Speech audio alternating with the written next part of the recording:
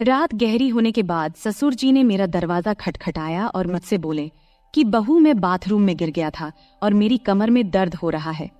अगर तुम थोड़ी मालिश कर देती तो शायद मुझे थोड़ा आराम मिल जाता। फिर मैंने अपने ससुर को अपने बिस्तर पर लिटा दिया। इसके बाद जो हुआ उसकी आप कल्पना भी नहीं कर सकते, क्योंकि इसके बाद मेरी जिंदगी पूरी तरह से बिखर गई थी। हेलो दोस्तों, आज की इस अनोखी कहानी में आप सभी का स्वागत है। शादी के 5 महीने बाद ही मेरा पति अचानक एक दुर्घटना में गुजर गया। मेरे पिताजी ने बड़ी मुश्किल से मेरी शादी करवाई थी, लेकिन 5 महीने के अंदर ही मैं फिर से अपने मायके के दरवाजे पर आ गई थी। मेरे मायके में मेरी माँ नहीं थी, इसलिए मुझे बहुत डर लगता था कि अगर पिताजी कुछ कहेंगे तो मैं किसके आंचल में अपना मुंह छुपाऊंगी। वहां मेरी सौतेली माँ थी, इसलिए डर और भी ज्यादा था। फिर अचानक एक दिन मेरे ससुर हमारे घर आए और उन्होंने मेरे पिता से कहा कि वह मुझे फिर से अपने घर ले जाना चाहते हैं। मेरी सौतेली माँ ने तुरंत ही हाँ कह दिया, लेकिन मेरे पिताजी ने कहा, अब आपका बेटा नहीं रहा तो आप मेरी बेटी को क्यों ले जाना चाहते हैं। इस पर मेरी सौतेली माँ ने पिताजी से बहस करना शुरू कर दी और कहा, इसमें इतना सोचने की क्या बात है। वो कह रहे हैं कि वह उसे ले जाना चाहते हैं तो उन्हें ले जाने दो। उनके घर की बहू है, बेटी की मौत हो गई तो क्या हुआ, वो अपने ससुराल जा सकती है। माँ की इस झगड़े के बाद पिताजी ने बिना कुछ पूछे कहा, अगर मेरी बेटी वहाँ खुश रहेगी तो एक पिता होने के नाते मुझे खुशी होगी, आप उसे ले जाइए। फिर मेरे ससुर ने मुझसे कहा, चलो कपड़े वगैरह लेकर आओ। मैंने अपनी सौतेली माँ के सभी अत्याचार सहते हुए अपने ससुर के घर जाने का फैसला किया। वहां पहुंचने के बाद मैं अपने कमरे में कपड़े बदल रही थी, तभी मेरे ससुर आए और बोले, बहू, एक कप चाय बना लाओ। मैंने जल्दी से रसोई में जाकर चाय बना ली। चाय पीते हुए उन्होंने कहा, तुम्हें पता है इस घर में मैं बिल्कुल अकेला हूँ। मेरा बेटा इकलौता संतान था और तुम्हारी सास भी गुजर गई है, इसलिए मैं तुम्हें यहाँ लेकर आया हूँ ताकि मुझे लगे कि मैं यहाँ अकेला नहीं हूँ। मैंने कहा, पिताजी आप बिल्कुल चिंता मत करें, मैं तो आपकी बेटी की तरह हूँ, हमेशा आपके साथ रहूंगी। फिर मेरे ससुर बोले, मुझे पता है कि तुम मेरे साथ रहोगी, क्योंकि तुम्हारी सौतेली माँ तुम्हें मायके में कभी शांति से नहीं रहने देगी। इस तरह कुछ दिन बीत गए। 6 महीने बाद एक रात मैं अपने कमरे में सो रही थी, तभी देर रात दरवाजे पर दस्तक हुई। मुझे समझ में आ गया कि यह मेरे ससुर ही होंगे, क्योंकि इस घर में मेरे और पिताजी के अलावा कोई और नहीं था। और रात के आधे पहर कौन दरवाजा खटखटाएगा। मैंने सोचा कि शायद पिताजी को कुछ चाहिए होगा, इसलिए दरवाजा खोली।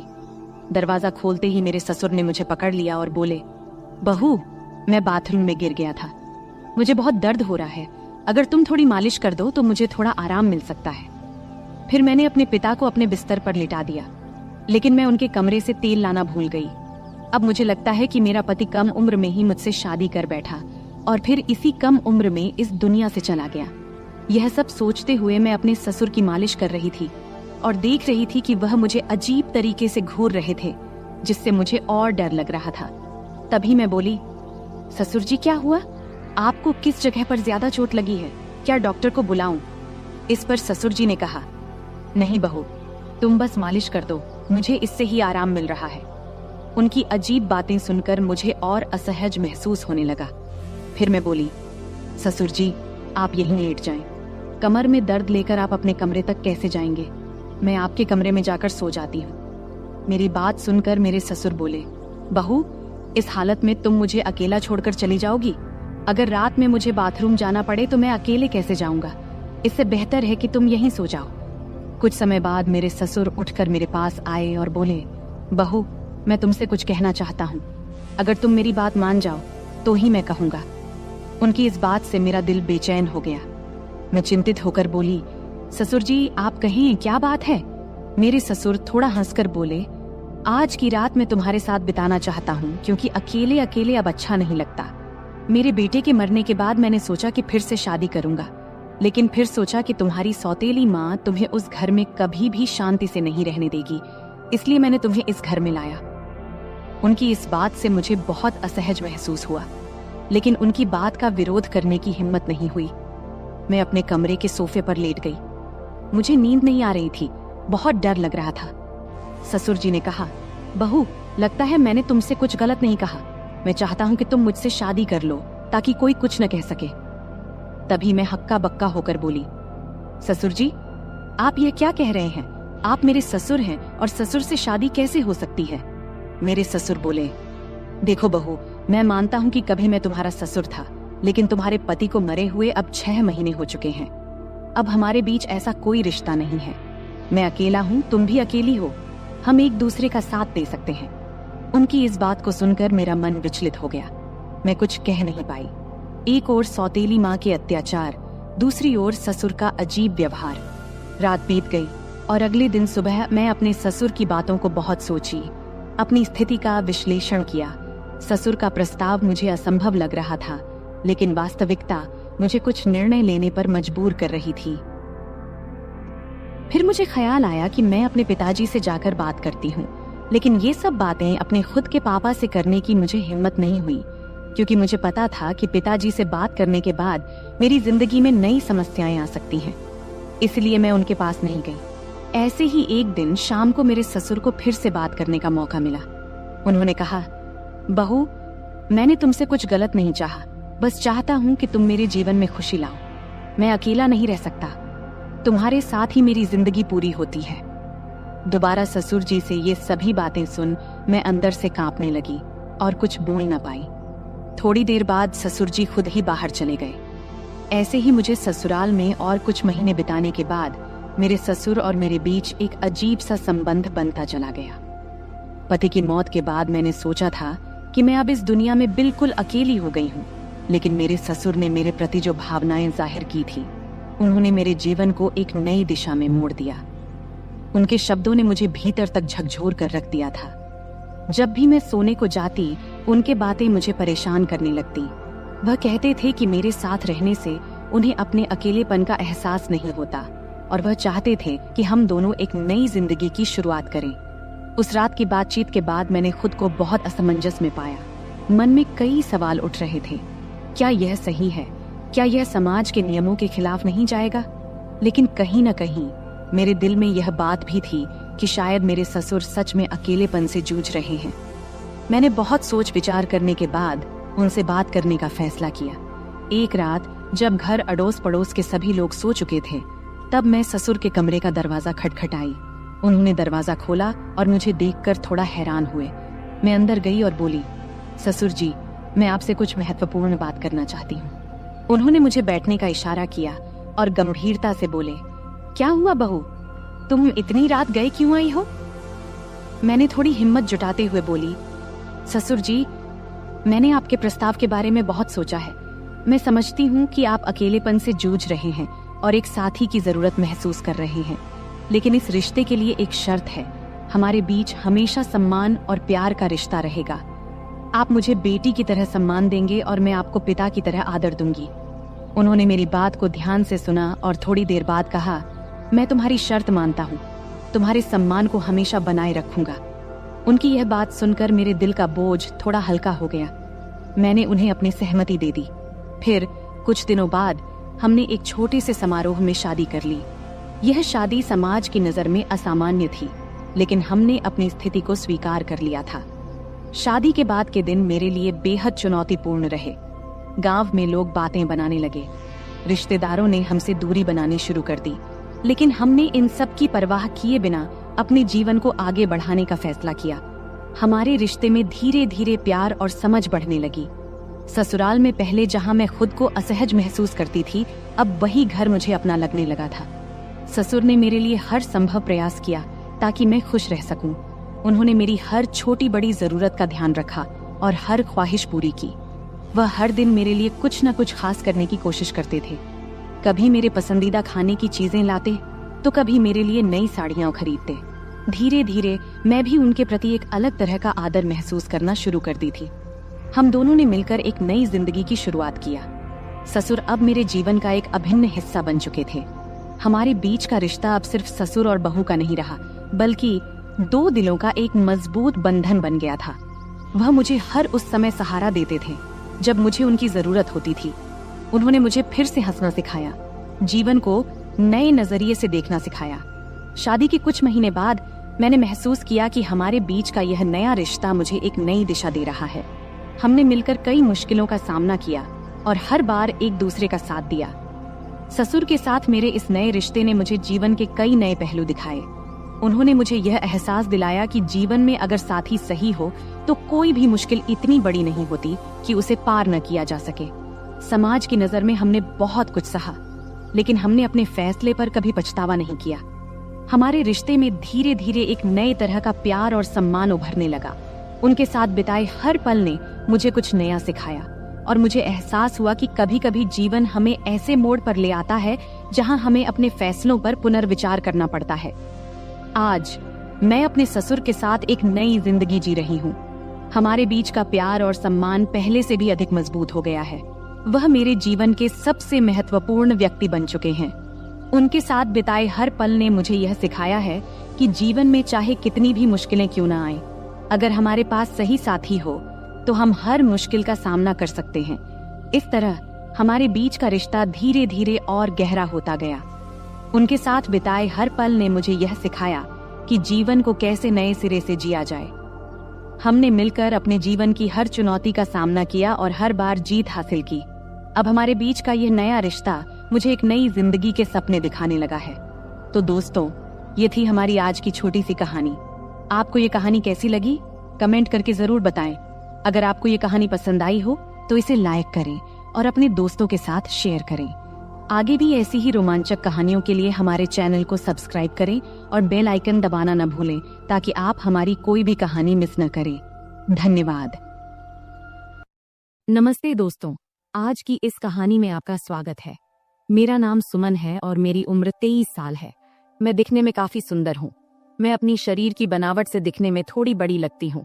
मेरे चेहरे की बनावट आकर्षक है, रंग गोरा है और मेरा शरीर न तो बहुत पतला है और न ही मोटा, बल्कि एकदम मध्यम है। मैं गांव में रहती हूँ, इसलिए दूसरी गांव की लड़कियों की तरह मैं भी ज्यादातर सलवार सूट पहनती हूँ। मैंने केवल 10वीं क्लास तक पढ़ाई की है और उसके बाद से घर पर ही रहती हूँ। बाहर से मुझे बहुत ही सीधी सादी और साधारण लड़की समझा जाता था। मैं इतनी होशियार या चालाक भी नहीं थी। लेकिन सच कहूं तो मेरी जिंदगी में कुछ ऐसे दिन आए जब मैंने अपनी हदों को पार कर लिया। तब जिंदगी ने मुझे कुछ ऐसी सीख दी जो मैंने कभी सोची भी नहीं थी। बहुत पहले की बात है, मैं एक ऐसे अनुभव से गुजरी जिसने मेरे दिल दिमाग पर गहरी छाप छोड़ दी। उस समय मेरी मुलाकात गौरव भैया से हुई। मेरे जीवन में उस वक्त बहुत अकेलापन था, लेकिन गौरव भैया के साथ समय बिताना मुझे अच्छा लगने लगा। वो हमेशा मेरे प्रति बहुत केयरिंग रहते थे और उनकी मौजूदगी से मेरा मन हल्का हो जाता था। शुरुआत में जब मैं उनके साथ समय बिताती थी तो शरीर में एक अलग सा दबाव महसूस होता था, जैसे मुझे आराम की जरूरत हो। लेकिन धीरे धीरे सब कुछ सामान्य होने लगा। हमारे बीच ऐसा रूटीन बन गया कि जैसे ही मौका मिलता हम दोनों एक दूसरे के साथ वक्त बिताने के लिए बेताब हो जाते। हालांकि जब घर में और लोग होते तो हमें थोड़ा डर भी लगता कि कहीं कोई हमें देख न ले, लेकिन किसी को भी हम पर शक नहीं होता था क्योंकि गौरव भैया मुझे हमेशा दीदी कहकर बुलाते थे। वैसे भी मैं उम्र में उनसे 3 साल बड़ी थी। उस वक्त सर्दियों का मौसम था और सभी अपने अपने कमरों में रहते थे। रात को सब जल्दी ही अपने अपने कमरों में सोने चले जाते थे। तब मैं और गौरव भैया अलग अलग कमरों में सोते थे। एक दिन रात को जब मैं दरवाजा बंद करके सो रही थी तब एक ऐसी घटना घटी जिसने मेरी जिंदगी में एक नया अनुभव जोड़ा। घटना ये घाटी की, हमारे घर की एक सदस्य, मेरी मामी, काफी ज्यादा बीमार हो गई थी। इस वजह से मेरी माँ और मैं मामी को देखने उनके घर गए। तब हमें छोड़ने के लिए गौरव भैया गाड़ी लेकर आए थे। उन्होंने जब पहली बार मुझे देखा तो बोले, आप तो काफी बड़ी हो गई हो दीदी। तब मैं थोड़ा मुस्कुराई। उसके बाद जब गाड़ी में हम मामी के घर जा रहे थे तो उस वक्त रहते में ही शाम के 6 बज गए थे। तब हमें घर पहुंचने में देरी हो गई थी, इसलिए रास्ते में थोड़ा अंधेरा हो गया था। ठंड के दिन था तो 6 बजे ही अंधेरा हो जाता था। जब हम घर पहुंचे तो देखे कि मामा रसोई में खाना बना रहे थे और मामी बिस्तर पर लेटी हुई थी। तब मेरी माँ रसोई में गई और मामा से कहने लगी, जब इतनी परेशानी हो रही थी तो मुझे पहले ही बता देते, इतनी तकलीफ उठाने की क्या जरूरत थी। फिर माँ खाना बनाने में लग गई और मैं मामी के पास बैठ गई। मामी मुझे देखकर खुश हुई, लेकिन उनकी हालत काफी खराब लग रही थी। थोड़ी देर बाद मेरी माँ ने मामी को खाना दिया और अपने हाथों से खिलाया। उसी समय गौरव भैया ने मुझे आवाज दिया। तब मैं उनकी तरफ देखी और पूछी, क्या हुआ भैया? वो मेरी तरफ ही देख रहे थे, जैसे कुछ कहना चाहते हों। उनकी बातों ने बाद में मुझे एक नया अनुभव दिया। रात को जब खाने का वक्त हुआ तो मैं कमरे में गई। जहां गौरव भैया खाना खा रहे थे। उन्होंने मुझे देखते ही कहा, दीदी आइए साथ में खाना खाते हैं। मैंने मना करते हुए कहा, नहीं भैया आप पहले खाइए, मैं बाद में खा लूंगी। लेकिन उन्होंने जोर देकर मुझे बैठा लिया। मैं भी भूखी थी, इसलिए ज्यादा ना नुकुर नहीं की और हम दोनों ने साथ बैठकर खाना खाने लगी। तब हम दोनों ने बहुत मजे से खाना खाया, क्योंकि खाना हम साथ लेकर आए थे। खाना खत्म होने के बाद मैं अपनी माँ के कमरे में सोने के लिए जाने लगी। तभी गौरव भैया ने कहा, दीदी अगर आपको बुरा ना लगे तो आप यहीं मेरे कमरे में सो जाइए। उनकी ये बात सुनकर मैं हैरान रह गई और मैंने कहा, नहीं भैया मैं माँ के साथ सोऊंगी। लेकिन तब बार बार वे मुझसे विनती करने लगे। आखिरकार मैं मान गई। ठीक है मैं यहाँ सो जाऊंगी, लेकिन पहले मम्मी को बता देना चाहती हूँ कि मैं आपके कमरे में सोऊंगी। इस पर गौरव भैया खुद जाकर मम्मी को बताए कि मैं उनके कमरे में सो रही हूँ। इधर मैंने अपने सलवार कुर्ते बदल लिए, क्योंकि मेरे कपड़े थोड़े ज्यादा टाइट थे। जब गौरव भैया ने मुझे नए कपड़ों में देखा तो मुस्कुराते हुए बोले, दीदी आप इस ड्रेस में कमाल की लग रही हैं, आप इतनी खूबसूरत क्यों हैं? तब मैंने कुछ नहीं कहा, बस मुस्कुराकर बात बदल दी। फिर मैंने चादर ओढ़ ली और बिस्तर पर बैठ गई। गौरव भैया भी अपने सोने का इंतजाम नीचे फर्श पर करने लगे। तब मैंने कहा, भैया बिस्तर पर ही सो जाओ, यहाँ काफी जगह है। मेरे कहते ही गौरव भैया भी चादर ओढ़कर मेरे पास बैठ गए। गौरव भैया बहुत हंसमुख और मजाकिया इंसान थे। उन्होंने मजेदार बातें करके मुझे काफी देर तक हंसाया। बात करते करते कब रात के 12 बज गए पता ही नहीं चला और न जाने कब मैं सो गई। सुबह जब मेरी नींद खुली तो मैंने देखा कि गौरव भैया मेरे बालों से खेल रहे हैं। मुझे जागते देख वो मुस्कुराते हुए बोले, गुड मॉर्निंग दीदी, कैसी हो? मैं भी मुस्कुराते हुए बोली, बहुत बढ़िया भैया। फिर हम दोनों चादर के अंदर बैठकर बातें करने लगे। तभी उसी वक्त मम्मी हमारे लिए गर्मा गर्म चाय लेकर आईं। सुबह बहुत ठंडी थी, इसलिए चादर में बैठकर चाय पीना अच्छा लग रहा था। गौरव भैया बार बार मेरी तरफ देख रहे थे। मैंने मुस्कुराते हुए पूछा, क्या है भाई, ऐसे क्यों देख रहे हो? वो मजाक करते हुए बोले, आपकी आंखें बहुत बड़ी और खूबसूरत हैं। सच कहूं दीदी, आपकी आंखों में देखने से मन खुश हो जाता है। तब मैं मस्ती में बोली, सुबह जब मैं सो रही थी तब क्या कर रहे थे? तब वो हल्का सा मुस्कुराए और बोले, कुछ नहीं दीदी, आपके बाल ठीक कर रहा था। गौरव भैया दिखने में काफी सुंदर थे। उनके चेहरे पर अभी दाढ़ी मूंछ भी नहीं आई थी और चेहरा बहुत साफ था। मेरी तुलना में उनकी हाइट थोड़ी सी कम थी, लेकिन उनकी कुछ हरकतें मुझे कभी कभी हैरान कर देती थीं। सुबह का वक्त थोड़ा व्यस्त था। मम्मी घर के कामों में व्यस्त थीं और मामू काम पर जाने के लिए तैयार हो रहे थे। तब मैं भी मम्मी की मदद करने लगी। इतने में मामू खाना पैक करके काम पर निकल गए। मेरी रोज सुबह नहाने की आदत थी, इसलिए रोज की तरह मैं नहाने के लिए बाथरूम की ओर गई। मुझे नहीं पता था कि गौरव भैया भी उसी वक्त नहाते हैं। जैसे ही मैंने बाथरूम का दरवाजा खोला तो मैं शर्म से लाल हो गई और तेजी से अपने कमरे में भाग आई। गौरव भैया उस वक्त नहा रहे थे। उनके चेहरे पर साबुन लगा था, इसलिए उन्होंने मुझे देखा भी नहीं। लेकिन मैं इतनी ज्यादा शर्मिंदा हो गई कि वह दृश्य बार बार मेरे दिमाग में घूमने लगा। कमरे में बैठकर मैं अपनी ही सोच में खो गई और हल्के हल्के हंसने लगी। इतने में गौरव भैया नहाकर कमरे में आए। मुझे अकेले हंसते हुए देखकर उन्होंने मजाक में कहा, क्या बात है दीदी, आज तो बहुत खुश लग रही हो। उनकी बात सुनकर मैं थोड़ा चुप हो गई और बोली, नहीं भाई, ऐसा कुछ नहीं है, बस यूं ही हंस रही थी। गौरव भैया ने मोबाइल चलाते हुए पास आकर बैठ गए और बोले, सच सच बताओ दीदी, क्या सोच रही थी जो इतनी हंसी आ रही थी? तब मैंने हंसते हुए कहा, नहीं भाई, कुछ भी खास नहीं। लेकिन गौरव भैया जिद करने लगे, नहीं दीदी बताओ ना, नहीं बताओगी तो मैं गलत ही समझ लूंगा। तब मैंने कहा, प्लीज भैया, इस बात को यहीं खत्म करो, इसमें सोचने लायक कुछ भी नहीं है। फिर मैं जल्दी से उठी और नहाने के लिए चली गई।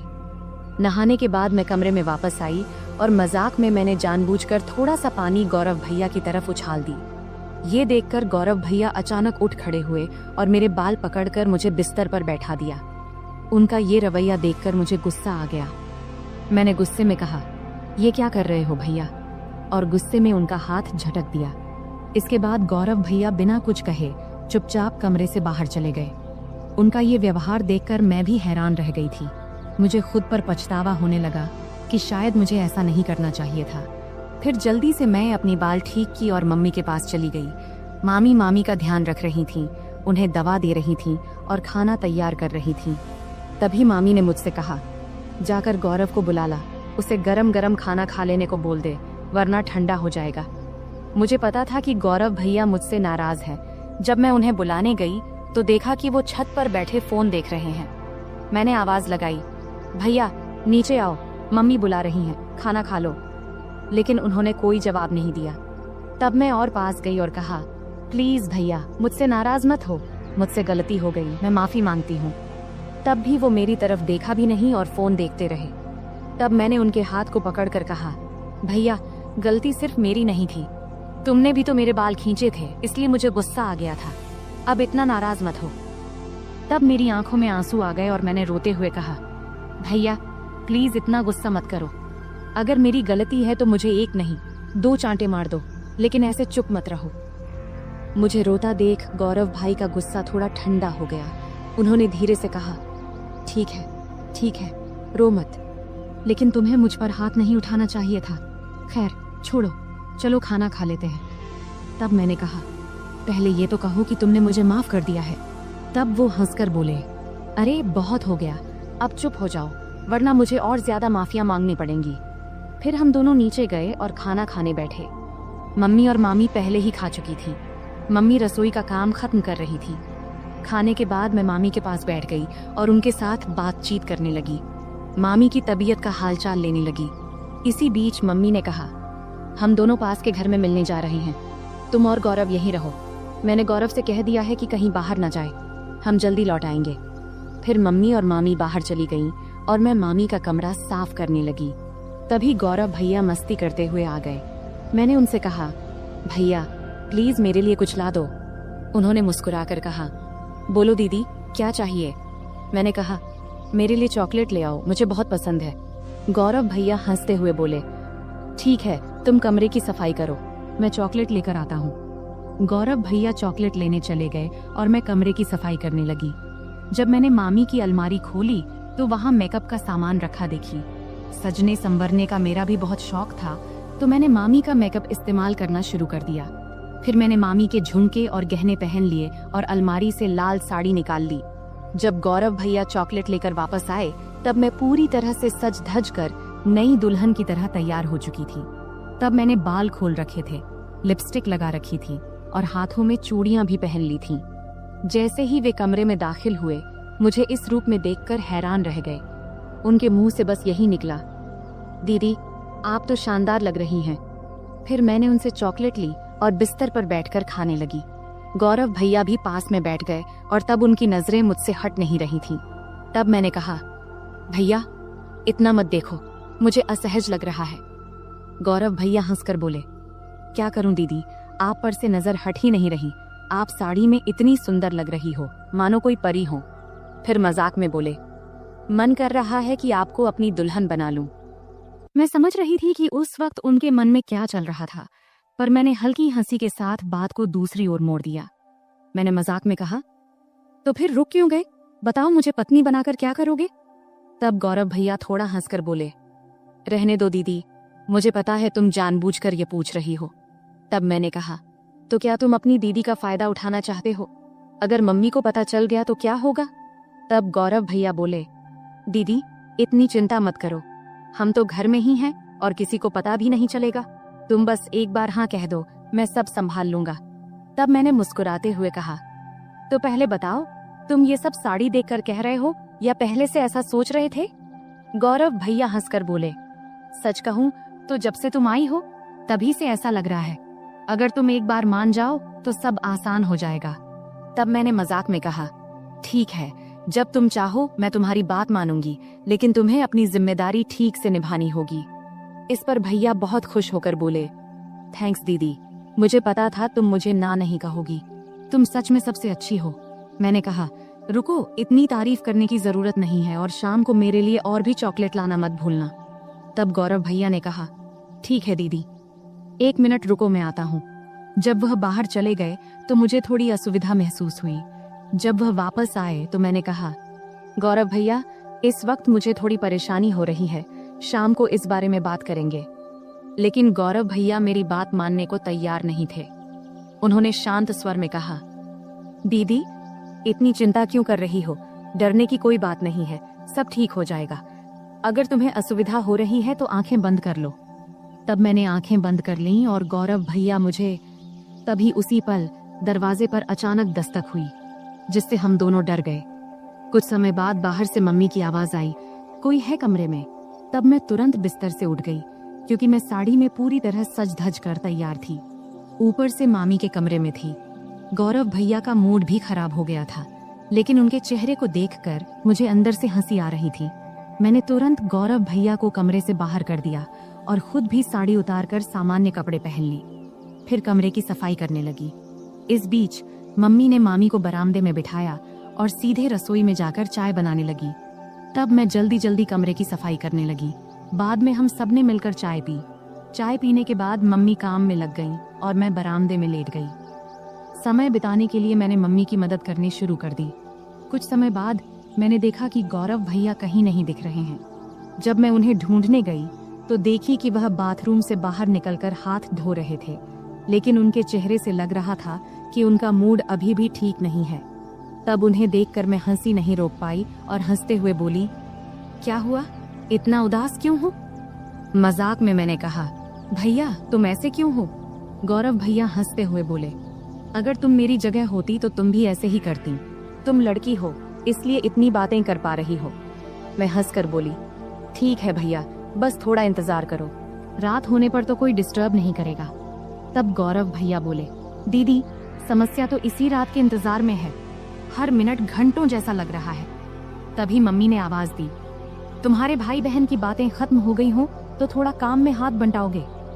मम्मी की आवाज सुनते ही मैं उठकर जाने लगी और जाते जाते मजाक में बोली, गौरव भैया याद रखना, अगर चॉकलेट नहीं मिला तो मैं भी कुछ नहीं दूंगी। फिर मैं रसोई में चली गई। इस बीच मामा भी घर लौट आए थे। तब मैंने उन्हें खाना परोस दिया। मामा जी बहुत थके हुए थे, वे हमारे साथ थोड़ा बैठकर बात किए, फिर जल्दी सो गए। मम्मी मामी को खाना खिला रही थी और उन्हें दवाई दे रही थी। मैंने भी अपना खाना खा लिया और समय बिताने के लिए टीवी देखने लगी। सर्दी का मौसम होने के कारण हम जल्दी बिस्तर में चले गए, लेकिन मम्मी अभी भी अपने काम में लगी हुई थी। तब मैं मामी के कमरे में चली गई और बैठकर फोन में व्यस्त हो गई। इतना डूबी थी कि मुझे पता ही नहीं चला कि कब गौरव भैया खाना खाकर अपने कमरे में चले गए और मेरा इंतजार कर रहे थे। मैं अपनी रोज की सीरियल देखने में व्यस्त थी। जब मैं नहीं गई तो गौरव भैया खुद मुझे बुलाने आ गए। कमरे में आकर भैया बोले, दीदी आओ, मैं तुम्हारा बहुत देर से इंतजार कर रहा हूँ। तभी मम्मी ने कहा, कोई बात नहीं, अगर तुम अकेले सोना चाहते हो तो सो जाओ, तुम्हारी दीदी मेरे साथ सो जाएगी। मम्मी की बात सुनते ही भैया जल्दी से बोले, नहीं नहीं, हम तो बस बातें कर रहे थे, वैसे भी कुछ दिनों बाद आप लोग चले जाएंगे, फिर पता नहीं कब मुलाकात होगी और दीदी के साथ खेल पाऊंगा। तब मैंने मम्मी को आश्वस्त करते हुए कही, मम्मी भैया सही कह रहे हैं। इसके बाद मम्मी ने कहा, ठीक है, जैसा तुम चाहो, और हम कमरे में चले गए। कमरे में जाते ही गौरव भाई ने जल्दी से दरवाजा बंद कर दिया। तब मैं समझ गई कि भैया अब और इंतजार नहीं कर पा रहे हैं, लेकिन तब भी मम्मी और मामी जाग रहे थे, इसलिए मैंने कहा, भैया थोड़ा धैर्य रखो, सब सो जाएं, फिर बात करेंगे। अगर किसी ने मेरी आवाज सुन ली तो मुश्किल हो जाएगी। भैया बोले, दीदी और इंतजार नहीं होता। तभी मुझे चॉकलेट की याद आई। मैंने कहा, ठीक है भैया, लेकिन पहले मेरी चॉकलेट दो। भैया ने तुरंत जेब से चॉकलेट निकालकर दे दिया। फिर मैं चॉकलेट खाने लगी और भैया परफ्यूम लगाने लगे। शुरुआत में हम मजाक में थोड़ी थोड़ी नोक झोंक करने लगे। इससे हमारे बीच मजेदार झगड़ा शुरू हो गया। हम बिस्तर पर कूदने लगे, क्योंकि हमारी उम्र अभी भी छोटे बच्चों जैसी थी। तभी मम्मी ने चिल्लाकर कहा, सुमन बहुत हो गया, अब सो जाओ, क्योंकि बिस्तर की आवाज उनके कमरे तक जा रही थी। इसके बाद गौरव भैया ने तुरंत फर्श पर बिस्तर बिछा दिया, जिससे आवाज बंद हो गई। फिर गौरव भैया ने मुझे रात के 3 बजे तक सोने नहीं दिया। सुबह जब हमारी आंख खुली तब मम्मी दरवाजा खटखटा रही थी। उसमें बिस्तर पर ही थी, लेकिन उठ नहीं पा रही थी, इसलिए गौरव भैया ने मुझे उठाकर बिस्तर पर बिठा दिया और खुद दरवाजा खोलने गए। तब मम्मी हमारे लिए चाय लेकर आईं। मुझे देखकर उन्होंने कहा, मैंने कहा था सुमन समय पर सो जाना, अब देखो तो तुम्हारी आंखें कितनी लाल हो गईं। मेरी आंखें अब सच में लाल हो गई थीं। मैंने बिना कुछ कहे चाय पीना शुरू कर दिया। यहाँ तक कि मैंने मुंह भी नहीं धोया क्योंकि पूरा शरीर दर्द से टूट रहा था। मम्मी चाय रखकर चली गईं। गौरव भैया जब कमरे में आए तो मैंने गुस्से में कहा, भैया मैंने तो कहा था थोड़े समय के लिए, लेकिन तुमने मेरी बात नहीं मानी। अब देखो मेरा शरीर कितना थक गया है, मैं ठीक से खड़ी भी नहीं हो पा रही हूँ। अगर मम्मी ने पूछ लिया तो मैं क्या कहूँगी। तब गौरव भैया ने जल्दी से जवाब दिया, दीदी चिंता मत करो, मैं मेडिकल स्टोर से दवा लेकर आता हूँ, उसे लेने के बाद तुम्हारा शरीर ठीक हो जाएगा। इसके बाद मैंने लगातार 4-5 दिन तक भैया को पास नहीं आने दिया, लेकिन इससे उनका उत्साह कम नहीं हुआ। वे हर दिन मेरे आसपास घूमते रहते थे और नियमित रूप से चॉकलेट लाते रहते थे। भैया मेरे सारे काम कर देते और मैं जो चाहती वे हंसते हंसते कर देते, इसलिए मैंने भी इसका मजा लेना शुरू कर दिया। कभी कभी उनसे पैर का दर्द कम करने के लिए मसाज करवा लेती, कभी सिर की मालिश करवा लेती, मस्ती में कभी कभी हल्के से मार देती और सारा दिन उनके फोन पर सीरियल देखती। 4-5 दिनों के बाद भैया का व्यवहार थोड़ा बदल गया, इसलिए मैंने उन्हें ज्यादा कुछ नहीं कहा। एक दिन हम दोपहर में घर में अकेले थे और बहुत मस्ती किए। उस दिन घर में कोई नहीं था। भैया ने पूरा दिन मुझे कहीं बैठने नहीं दिया और हमेशा अपने पास रखा। इस घटना के बाद मैं और भैया बहुत सामान्य हो गए। जब भी उनका मन करता वे मुझे कमरे में बुला लेते और मैं भी अब इसकी आदत डाल चुकी थी। हमने उन दिनों का भरपूर आनंद लिया, लेकिन जीवन में हर अच्छे समय के बाद एक बुरा समय भी आता है और ये बुरा समय भी भैया की वजह से ही आया।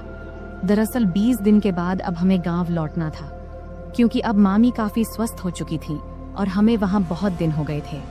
तब मम्मी ने अचानक वापसी का फैसला किया और उन्होंने पापा को कुछ भी नहीं बताया।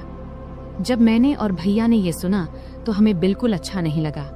तब भैया बोले, दीदी जाने से पहले आखिरी बार थोड़ा समय दे दो, कौन जाने फिर कब मिलेंगे।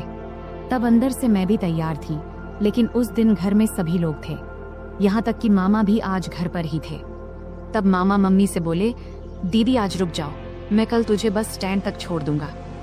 ये सुनते ही मुझे थोड़ी खुशी हुई, क्योंकि एक रात हमारे पास थी। तब आखिरकार मम्मी भी मान गई। फिर हम बहुत ही बेसब्री से रात का इंतजार करने लगे। जब रात हुई तो जल्दी से खाना खा के हम अपने कमरे में चले गए। तब हम इतने असावधान हो गए थे कि दरवाजा भी ठीक से बंद नहीं किया था। तब थोड़ी ही देर में अचानक मामा ने आकर हमें उस स्थिति में देख लिया। मैं तो डर से कांपने लगी और तुरंत वहां से हट गई। मामा तब बहुत गुस्से में थे, लेकिन उन्होंने धैर्य रखा और पूरी स्थिति को संभाला। उन्होंने हम पर गुस्सा ना करके हमारी गलतियां हमें समझाईं और उस दिन ने मुझे एक बड़ा सबक सिखाया। तब मामा के प्यार और सहयोग से हमने स्थिति को संभाल लिया। उसके बाद से मैंने अपनी गलतियों से बहुत कुछ सीखा। उस घटना के बाद मैंने कभी ऐसा कुछ नहीं किया जिससे मेरे परिवार को शर्मिंदा होना पड़े। तो दोस्तों, हमारी जिंदगी में गलतियां हो सकती हैं, लेकिन उनसे सीखना सबसे महत्वपूर्ण है। अगर आपके जीवन में कभी ऐसी स्थिति आए तो उसे संभालने की कोशिश करें और परिवार के साथ हमेशा खुलकर बात करें। यह कहानी हमें सिखाती है कि किसी भी रिश्ते में सीमा रेखा होना महत्वपूर्ण है। अत्यधिक निकटता कभी कभी गलत फहमियों का कारण बन सकती है, इसलिए हमें हमेशा अपने और दूसरों के सुविधा को प्राथमिकता देनी चाहिए। परिवार के माहौल और रिश्तों का सम्मान करना बहुत महत्वपूर्ण है।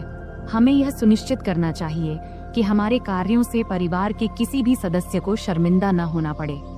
इंसान से गलतियां हो सकती हैं, लेकिन उन गलतियों से सीखना और भविष्य में सही निर्णय लेना एक परिपक्व मानसिकता का परिचय है। किसी भी स्थिति में सचेत रहना आवश्यक है। दरवाजा बंद न करने की घटना एक छोटी गलती थी, लेकिन इसने बड़ी समस्या खड़ी कर दी। इससे समझ में आता है कि छोटी छोटी बातों में भी सावधानी बरतनी चाहिए, क्योंकि इनका जीवन पर बड़ा असर पड़ सकता है। तो दोस्तों, यह थी हमारी आज की छोटी सी कहानी। आपको यह कहानी कैसी लगी, कमेंट करके जरूर बताएं। अगर आपको यह कहानी पसंद आई हो तो इसे लाइक करें और अपने दोस्तों के साथ शेयर करें। आगे भी ऐसी ही रोमांचक कहानियों के लिए हमारे चैनल को सब्सक्राइब करें और बेल आइकन दबाना न भूलें, ताकि आप हमारी कोई भी कहानी मिस न करें। धन्यवाद। नमस्ते दोस्तों, आज की इस कहानी में आपका स्वागत है। इस कहानी में मेरा नाम राहुल है। मैं उत्तर प्रदेश के एक छोटे से शहर अंबेडकर नगर में रहता हूँ। वहीं मैं और मेरा परिवार रहता है। पैसे की कमी नहीं है, पिताजी खूब कमाते हैं और मैं कॉलेज में पढ़ता हूँ। आज मैं आपको मेरी अचानक घटी एक कहानी सुनाने जा रहा हूँ। यह उस समय की बात है जब मैं कॉलेज में पढ़ता था, और उस समय मैं उतना होशियार भी नहीं था। हमारे घर में मैं, मेरी मम्मी और मेरे पिताजी रहते हैं। हमारा घर काफी बड़ा है, जैसे किसी अमीर का बंगला हो। पिताजी हमेशा सुबह काम पर निकल जाते हैं और रात को देर से घर आते हैं। उस समय घर पर मैं और मम्मी ही होते थे। मैं कुछ देर पढ़ाई करता था और फिर सो जाता था, लेकिन मम्मी हमेशा पिताजी का इंतजार करती रहती थी। उस समय मैं कॉलेज के आखिरी साल में था। एक सुबह जब मैं कॉलेज जाने की तैयारी कर रहा था तो मैंने मम्मी की तेज आवाज सुनी। वो कह रही थी, क्या कर रहे हो तुम? रात के 2-2:30 बजे घर आते हो और कहते हो ऑफिस में काम था। रात के 2 बजे कौन से ऑफिस का काम चलता है? सीधे सीधे क्यों नहीं कहते कि उस सुमन के साथ थे? मम्मी काफी गुस्से में थी। मेरी मम्मी आमतौर पर किसी पर गुस्सा नहीं होती थी। उनका स्वभाव बहुत शांत था, लेकिन आज पता नहीं क्या हो गया, मम्मी बहुत गुस्से में थी। मैं 2 बजे आऊं या 3 बजे, तुम्हें जो चाहिए वो मिल तो रहा है ना, फिर चुप रहो। पिताजी ने तेज आवाज में मम्मी से कहा। क्या जो चाहिए वो मिल रहा है? पैसा, गहने, इन सब के अलावा भी कोई सुख होता है। अब और कुछ मत बोलो, लेकिन अब बर्दाश्त नहीं होता। 3-4 महीने हो गए हैं तुमने मुझे छुआ तक नहीं है। आखिर उस सुमन में ऐसा क्या है जो मुझ में नहीं है? मम्मी की आवाज और तेज हो गई थी। तभी पिताजी गुस्से में बोले, बार बार सुमन मत कहो, नहीं तो क्या करोगे? मम्मी ने उल्टा जवाब दिया। उस समय पिताजी का गुस्सा बहुत बढ़ गया था। तभी अचानक धमाक की आवाज आई और उसके साथ ही मम्मी की चीख से पूरा घर गूंज उठा। मैं तुरंत अपने कमरे से भागकर उनके बेडरूम की ओर गया। जो दृश्य मैंने देखा उसे देखकर मैं सन्न रह गया। पिताजी मम्मी को बेल्ट से मार रहे थे। मम्मी दर्द से चीख रही थी, लेकिन पिताजी रुकने का नाम नहीं ले रहे थे। मैंने बिना कुछ सोचे समझे मम्मी के ऊपर छलांग लगा दिया ताकि उन्हें बचा सकूं, लेकिन पिताजी अभी भी नहीं रुके। जैसे ही मुझे भी 2-4 फटकारें लगी, पापा रुक गए और तिलमिलाते हुए मेरी ओर गुस्से में देखने लगे और फिर घर से बाहर चले गए। फिर मैंने मम्मी की ओर देखा। मम्मी की आंखों से आंसुओं की धारा बह रही थी। मैंने मम्मी को सहारा देकर उठाया। उठते समय मम्मी कराह उठी। मैंने उन्हें बेड पर बैठाया। तब तक उनके हाथ और पीठ पर लाल निशान पड़ गए थे। ये देखकर मुझे पापा पर बहुत गुस्सा आया। कोई इंसान इतना निर्दयी कैसे हो सकता है? कोई अपनी ही पत्नी को ऐसे मारता है भला? फिर मैं जल्दी से किचन में गया, एक कटोरी में तेल और हल्दी मिलाई और मम्मी के पास ले आया। मुझे भी अपनी पीठ पर लगे 2-4 फटकारों की चोट महसूस हो रही थी। मम्मी सुशक सुशक कर रो रही थी। फिर मैंने मम्मी के हाथ और पीठ पर तेल हल्दी का मिश्रण लगाना शुरू किया, जहां उन्हें मार पड़ी थी। कुछ जगहों पर हल्का खून भी आ गया था। मिश्रण लगाने के बाद मैंने कटोरी को एक ओर रख दिया और मम्मी के पास बैठ गया। मम्मी ने मुझे देखा और तुरंत मुझे गले से लगा लिया। फिर वह मेरी गर्दन में सिर छिपाकर जोर जोर से रोने लगी। मम्मी के आंसुओं से मेरा कंधा भीग गया। मैं उनकी पीठ थपथपाकर उन्हें शांत करने की कोशिश कर रहा था। हम दोनों काफी देर तक यूं ही एक दूसरे की बाहों में रहे। तभी मम्मी के हाथ जब मेरी पीठ के निशानों को छूने लगे तो दर्द की तेज लहर उठी और मैं कराह उठा। मम्मी को जैसे ही इसका एहसास हुआ वो तुरंत मुझसे दूर हट गई। फिर मम्मी ने मेरा शर्ट ऊपर उठाया और उसी कटोरी से तेल हल्दी का मिश्रण धीरे धीरे मेरी पीठ पर लगाने लगी। लगाते समय भी वो सुशक रही थी। तू क्यों मेरे लिए बीच में आया? बेवजह तुझे मार पड़ी, मम्मी ने ऐसा कहा। फिर मैंने उनसे कहा, मम्मी, तुम्हारे लिए अगर मेरी जान भी चली जाती तो मुझे कोई दुख नहीं होता, लेकिन उन्होंने तुम्हें क्यों मारा? जब मैंने यह पूछा तब मम्मी मेरी ओर देखते हुए बोली, तुझे बताऊं या ना बताऊं ऐसा सोच रही हूँ। छोड़, पर अब तुझे ये सब जान लेना चाहिए। पिछले 2 साल से तुम्हारे पापा ऑफिस की एक लड़की के चक्कर में हैं। रात को देर से आते हैं और मेरा तो जैसे कोई अस्तित्व ही नहीं है उनके लिए। और मुझे ये बताते हुए भी शर्म आ रही है कि पिछले कई महीनों से उन्होंने मुझे छुआ तक नहीं है। कई बार तो मन करता है कि अपनी जान दे दूं, पर मेरे बाद तेरा क्या होगा, ये सोचकर मैंने ऐसा कदम नहीं उठाया। पर सच में अब इस जिंदगी से थक चुकी हूँ। अब मैंने तय कर लिया है, एक ही घर में रहूंगी, लेकिन उनसे कोई भी संबंध नहीं रखूंगी। मम्मी की ये बातें सुनकर मैं सोच में पड़ गया। इतनी खूबसूरत, सुशिक्षित और समझदार मम्मी होने के बावजूद पापा किसी दूसरी औरत के चक्कर में कैसे पड़ गए? मन ही मन मैंने पापा के इस कर्म को दोषी ठहराया। मम्मी वाकई बहुत सुंदर थी। सुंदर चेहरा, नाजुक नाक, गुलाबी होंठ, 5.5 फुट की ऊंचाई, गोरा रंग। वो एकदम किसी चित्र में बनाई गई देवी की तरह दिखती थी। फिर भी पिताजी को उनकी सुंदरता क्यों नहीं दिखती देती थी। उस दिन के बाद से मम्मी ने पापा से बात करना बंद कर दिया। वो मेरे कमरे में मेरे पास ही सोने लगी। पापा महीने में घर का सारा सामान भरवा देते थे और टीवी के पास वाली दराज में 5 से 7 हजार रुपये रख जाते थे। अब तो पापा घर पर खाना भी नहीं खाते थे, वो उस औरत के घर से ही खाकर आते थे और कभी कभी घर आते भी नहीं थे। धीरे धीरे ऐसे ही और 3 साल बीत गए। तब मैं कॉलेज की पढ़ाई पूरी कर चुका था और एक IT कंपनी में काम करने लगा था और अब मैं 24 साल का हो गया था। रोज का व्यायाम और अच्छा खान पान करने की वजह से मेरी सेहत भी अच्छी हो गई थी। अब तो पापा महीने में 2-3 बार ही घर आते थे, मुझसे भी कम ही बात करते थे। हालांकि मम्मी अब उस सदमे से उबर चुकी थी, लेकिन उनके चेहरे पर हमेशा उदासी छाई रहती थी। मैंने उन्हें कभी हंसते हुए नहीं देखा था। यह देखकर मुझे बहुत बुरा लगता था।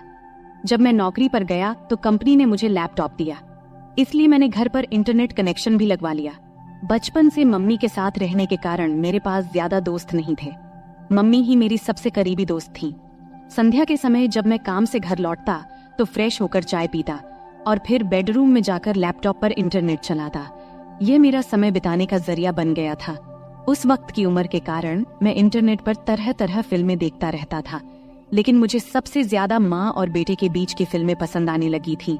धीरे धीरे मेरी नजरें मम्मी को देखने के तरीके में भी बदलाव आने लगा था। एक दिन सोमवार का दिन था, रात के करीब 9 बजे होंगे। अचानक पापा घर आए। हमारा घर मम्मी के नाम पर था। पापा मम्मी से कहने लगे कि घर उनके नाम कर दें। तब मम्मी ने इनकार किया तो पापा उन्हें बहुत बुरा भला कहने लगे। मम्मी चुपचाप सुनती रहीं। तभी पापा ने मम्मी के गाल पर थप्पड़ मार दिया। ये देख अब मेरा खून खौल उठा। पापा दूसरा थप्पड़ मारने ही वाले थे, तभी मैंने उनका हाथ पकड़ लिया और कहा, पापा अब बहुत हो गया, ये तमाशा बहुत हो चुका है, अब और नहीं सहन कर सकता। आज से इस घर में कदम रखा तो इसका अंजाम अच्छा नहीं होगा। फिर मम्मी ने भी गुस्से में पापा को खूब डांटा। पापा मम्मी की जोर से डांटने पर अचानक रुक गए और मेरे ताकतवर शरीर को देखकर वहां से चले गए। फिर मैंने दरवाजा बंद कर दिया और मम्मी के पास चला गया। मम्मी ने मुझे आंसुओं से भरी आंखों से देखा और दौड़ते हुए आईं। फिर मुझे गले से लगा लिया और फूट फूट कर रोने लगी। मैंने भी मम्मी की कमर को कसकर पकड़ा और उन्हें अपनी बाहों में भर लिया। मम्मी हिचकियां ले रही थीं और बोल रही थी, ठीक किया बेटे, इस आदमी की यही औकात है। आज के बाद अगर ये घर में दोबारा ना आए तो अच्छा ही है। मम्मी बोली, अब इस घर में उसकी आने की हिम्मत नहीं होगी और अगर आ भी गया तो मैं उसे छोड़ूंगा नहीं।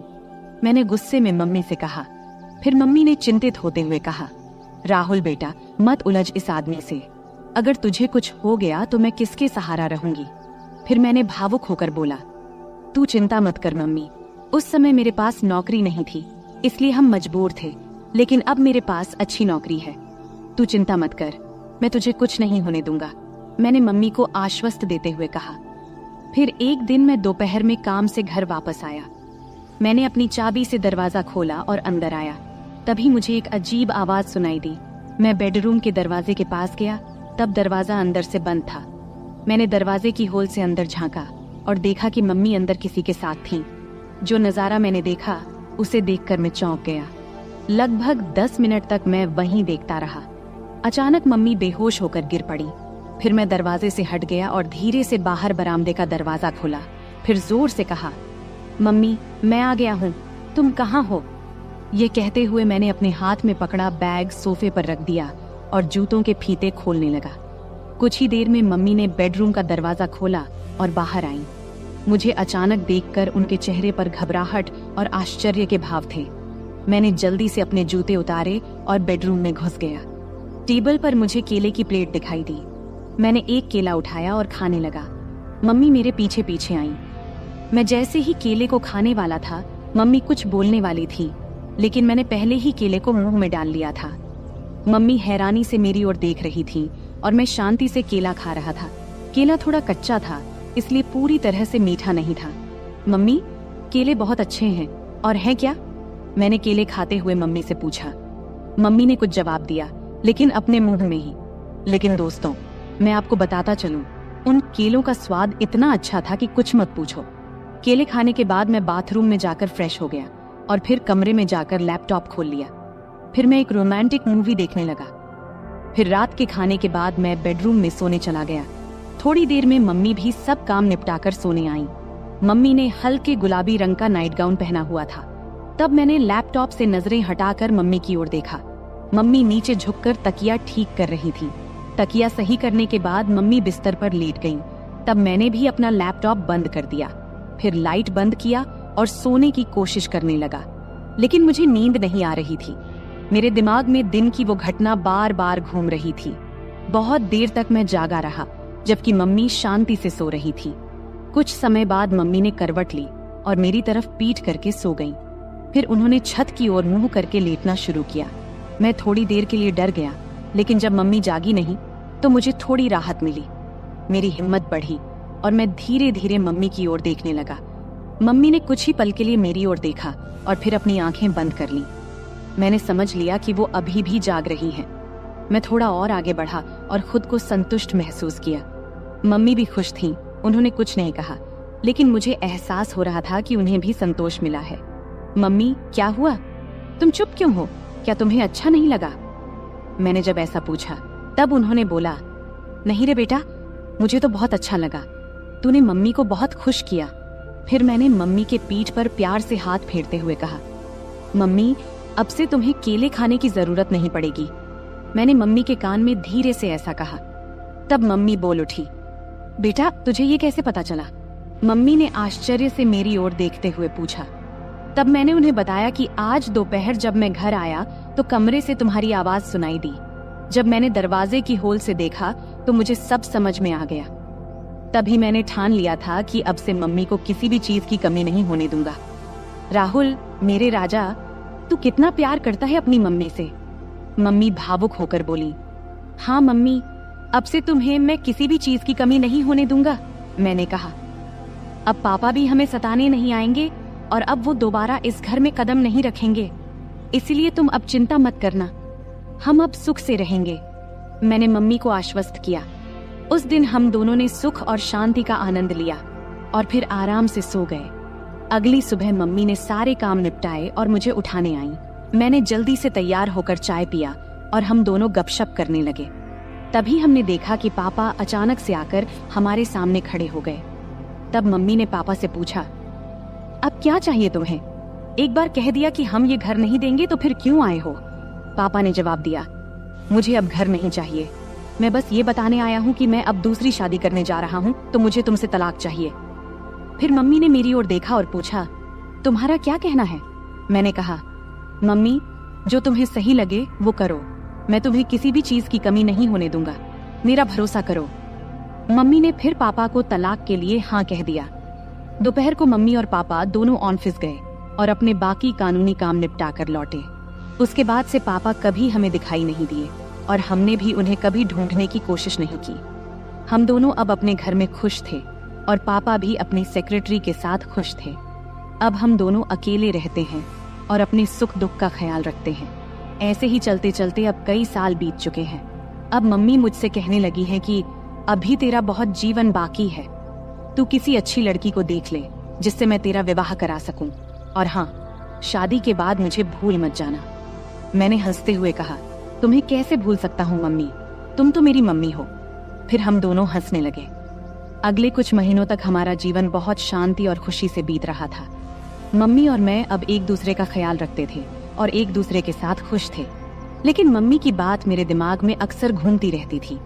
उन्होंने कहा था कि अब मुझे अपने जिंदगी के बारे में सोचना चाहिए और किसी अच्छी लड़की से शादी कर लेनी चाहिए। मैंने इस बारे में गंभीरता से सोचना शुरू किया और एक दिन मम्मी से खुलकर बात किया।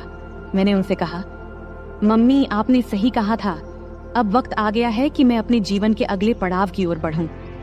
मुझे लगता है कि अब मुझे भी किसी के साथ अपना जीवन बिताने की जरूरत है। मम्मी ने मेरे चेहरे की ओर देखा और प्यार से मुस्कुराई। फिर उन्होंने कहा, बिल्कुल बेटा, मैं हमेशा चाहती थी कि तू अपनी जिंदगी को खुशी और प्यार से भर ले। मैं तेरे लिए बहुत खुश हूँ। इसके बाद मम्मी ने मेरे लिए लड़की देखनी शुरू की। कुछ ही दिनों में मम्मी को एक अच्छा रिश्ता मिला। लड़की का नाम स्नेहा था। स्नेहा बहुत समझदार और संस्कारी लड़की थी। जब मैंने उससे पहली बार मुलाकात किया तो मुझे ऐसा लगा जैसे मेरे जीवन का वो खालीपन भर गया हो। स्नेहा और मैं जल्द ही शादी के बंधन में बंध गए। शादी के बाद हमारा घर और भी खुशहाल हो गया। मम्मी, स्नेहा और मैं एक परिवार की तरह रहने लगे। मम्मी को अब इस बात की खुशी थी कि उन्होंने मुझे अकेलेपन से बाहर निकालकर मेरे लिए एक नया जीवन शुरू करने में मदद की थी। समय बीतता गया और हमारा जीवन पहले से भी बेहतर होता चला गया। मम्मी अब पहले से ज्यादा खुश थीं और मुझे भी इस बात की तसल्ली थी कि मैंने उनका हर सपना पूरा कर दिया था। अंत में मैंने सीखा कि जीवन में रिश्तों की अहमियत कितनी होती है। चाहे वो माँ बेटे का रिश्ता हो या पति पत्नी का, सच्चा प्यार और सम्मान ही रिश्तों को मजबूत बनाता है। और यही सीख मैंने अपने जीवन में उतारी। तो दोस्तों, इस कहानी का यही संदेश है कि परिवार ही हमारी असली ताकत है और जब हम अपने परिवार के साथ खड़े होते हैं तो हर मुश्किल आसान हो जाती है। उम्मीद है कि आपको यह कहानी पसंद आई होगी। ऐसे ही और कहानियों के लिए चैनल को सब्सक्राइब जरूर करें। धन्यवाद।